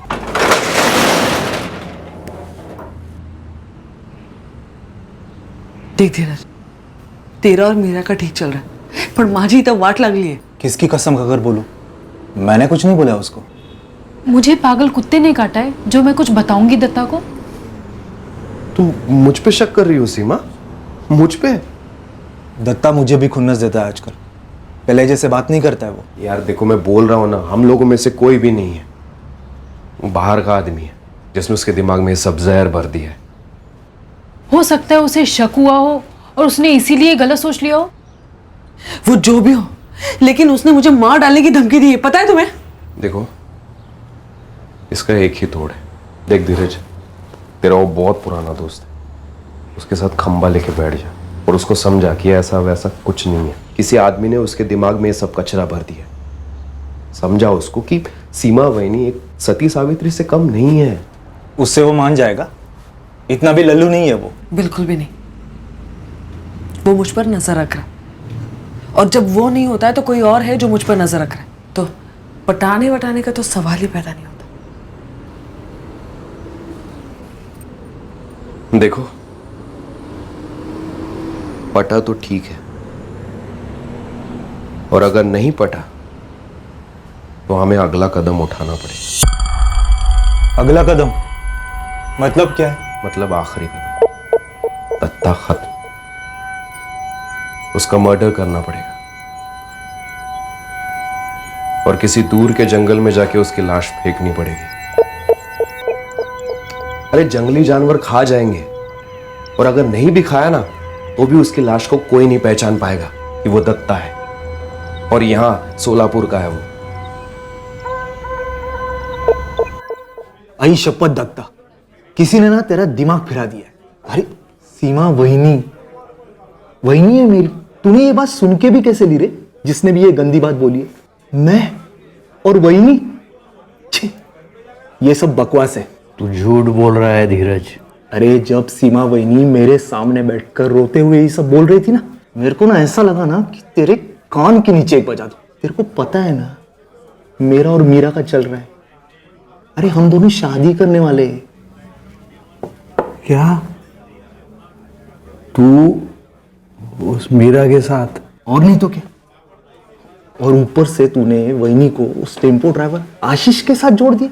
लेकिन वो आशीष मेरे घर में आता रहता है, झूठ नहीं बोल रहा हूं मैं। वो तेरे घर में आता जाता है, लेकिन वो क्यों आता है तेरे को पता है क्या? नहीं मालूम मेरे को। ये आशीष की माँ को ना कैंसर हो गया, तो उसको 15,000 की जरूरत थी, और इसलिए उसने सीमा वहीनी से पैसे मांगे, और इंसानियत के खातिर सीमा वहीनी ने उसको उधार में पैसे दिए। ये कब हुआ? कब की बात है ये? कुछ 6-7 महीने हो गए होंगे। मेरे को कुछ भी नहीं बोला वो। तू बात सुनने के लिए कभी होश में रहता है क्या? वो आशीष ना एक झटके में वहीनी को पैसे लौटा नहीं पा रहा था, इसलिए वो चिंदी चिंदी करके उसको पैसा दे रहा था। कभी 500 दिया, कभी 200 दिया, कभी 100 दिया। मैंने और मीरा ने उसको दम दिया, बोला उसको जा वहीनी के पैसे दे, और इसलिए वो पैसे देने के लिए ना तेरे घर आता जाता रहता है। हाँ तो फैक्ट्री में क्यों नहीं देता था पैसे वो? फैक्ट्री में तेरे जैसे जलन खाऊ मूर्खों की कमी है क्या? बात तो कुछ पता नहीं, लेकिन अपनी एक अलग से स्टोरी बना देंगे तेरी तरह। किसी ने ना तेरे कान में जहर डाल दिया है। तेरी देवी जैसी पत्नी है, एक प्यारा सा बच्चा है, और तू पी पी के उनको जीते जी मार डाल रहा है। यार धीरज, मैं भी कभी कभी सोचता हूं कि ये मुझे छोड़ देनी चाहिए दारू, लेकिन मुझसे नहीं छूटती। ऐसा नहीं है कि मुझे पता नहीं है कि ये गंदी चीज़ है, मैं जानता हूँ ये गंदी चीज़ है, लेकिन मेरे से छूटती नहीं है यार। मैं भी तो पीता हूं ना तेरे साथ। माना कि तू हद से ज्यादा पीता है, पर ये शराब की लत छूट भी तो सकती है। कैसे रे?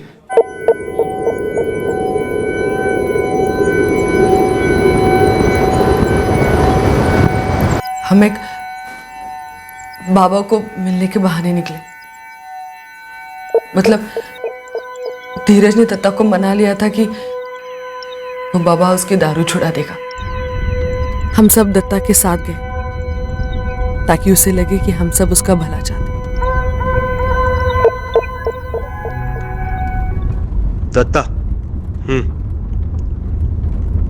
अरे ले, बाबा ने खुद बोला है आज आखिरी बार उसे जी भर के पीने दे, क्योंकि आज के बाद ना दोबारा तू दारू की तरफ देखेगा भी नहीं। ले पी लो, आज मैं भी आपको नहीं रोकूंगी।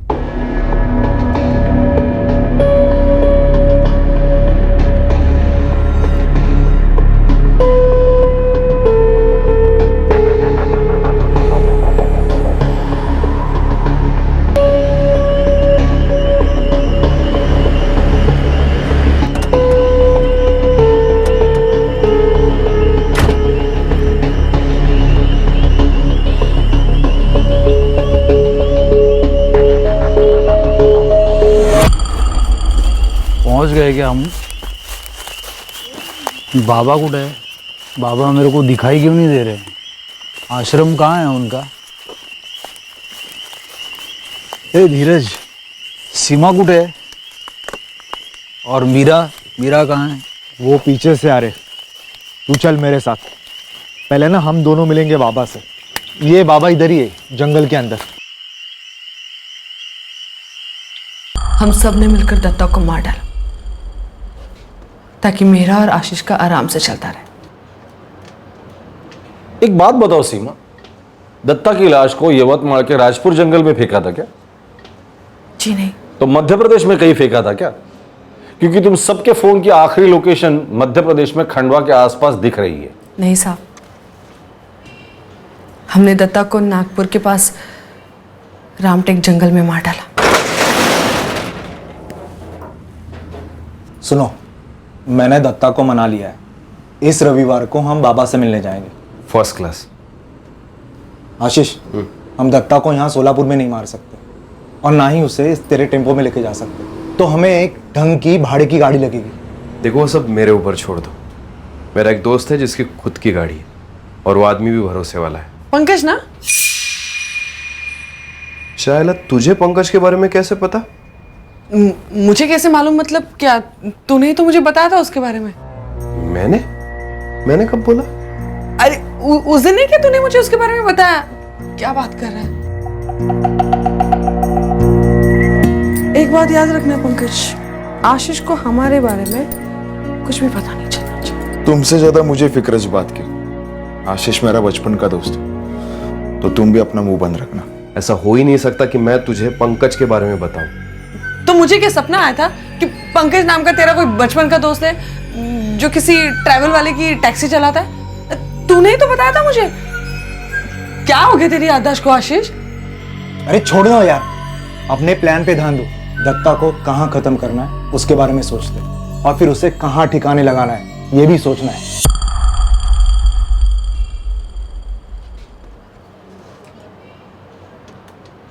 मानना पड़ेगा, तुम सब लोगों ने मिलकर बहुत अच्छी खिचड़ी पकाई। खिचड़ी के सारे मसाले सामने भी आ गए, सिवाय एक के। सीमा, तुमने हमें कहा था कि दत्ता शिंदे का मर्डर नागपुर के रामटेक जंगल में हुआ था, पर कॉल रिकॉर्ड के हिसाब से तुम सबकी लोकेशन खंडवा के आसपास दिखाई दे रही, जो कि मध्य प्रदेश में है। खिचड़ी का ये मसाला मेरी समझ में नहीं आया। तय तो यही हुआ था ना आशीष कि हम उसे नागपुर के रामटेक जंगल में मारेंगे। सर, हमने दत्ता को खंडवा के पास के जंगल में मार डाला और उसकी लाश वहीं फेंक दी। हाँ मतलब प्लान तो यही बना था, रामटेक नागपुर का, लेकिन हमने रास्ता बदल दिया। मतलब मैंने और आशीष ने सोचा कि आउट ऑफ स्टेट जाए तो बेस्ट रहेगा, सेफ रहेगा। ताकि आप लोग हम तक कभी पहुंच नहीं पाओगे। हाँ देशमुख जी, आप सही बोल रहे हैं। 16 सितंबर को यहाँ पास के जंगल में हमें एक आदमी की लाश मिली थी। हमने लाश के फोटोग्राफ्स ले लिए थे, लेकिन उसका चेहरा थोड़ा बहुत पहचान में आ रहा था। उतना याद नहीं है कि लाश की फोटो और डिटेल्स हमने सोलापुर भेजी भी थी या नहीं। हमने एक हफ्ते वेट किया और फिर हमने उस लाश का अंतिम संस्कार कर दिया। ठीक है, लाश के फोटोग्राफ्स हमें भेज दीजिए। दत्ता शिंदे की लाश मर्डर के 5 दिन बाद वो बनियान हमें सोलापुर तक ले गई थी। वैसे देखा जाए तो कंप्लीट मिसलीड थी, गलत रास्ते पर थे हम लोग। पर क्या हुआ, एक अनसुलझा मर्डर केस हम लोगों ने सॉल्व किया। आपको क्या लगता है कि अगर वो मिसलीड नहीं मिली होती तो दत्ता शिंदे मर्डर केस कभी सॉल्व नहीं होता, अनसुलझा ही रहता? नहीं सर, बिल्कुल नहीं रहता। करेक्ट। वैसे देखा जाए तो यह केस बहुत ही पेचीदा था, रिश्ते और धोखेबाजी की अच्छी खासी खिचड़ी थी। पर क्या हुआ, सक्सेसफुली क्लोज हुआ। और अब ये यवतमाल में लाश मिली है, उसका केस जब तक सॉल्व नहीं होता हम लोग चैन से नहीं बैठेंगे। इन्वेस्टिगेशन का मंत्र समझ लीजिए, कभी भी गिव अप मत करना। क्रिमिनल के इस भ्रम को तोड़ते रहिए कि वो जुर्म करके बच के निकल सकता है।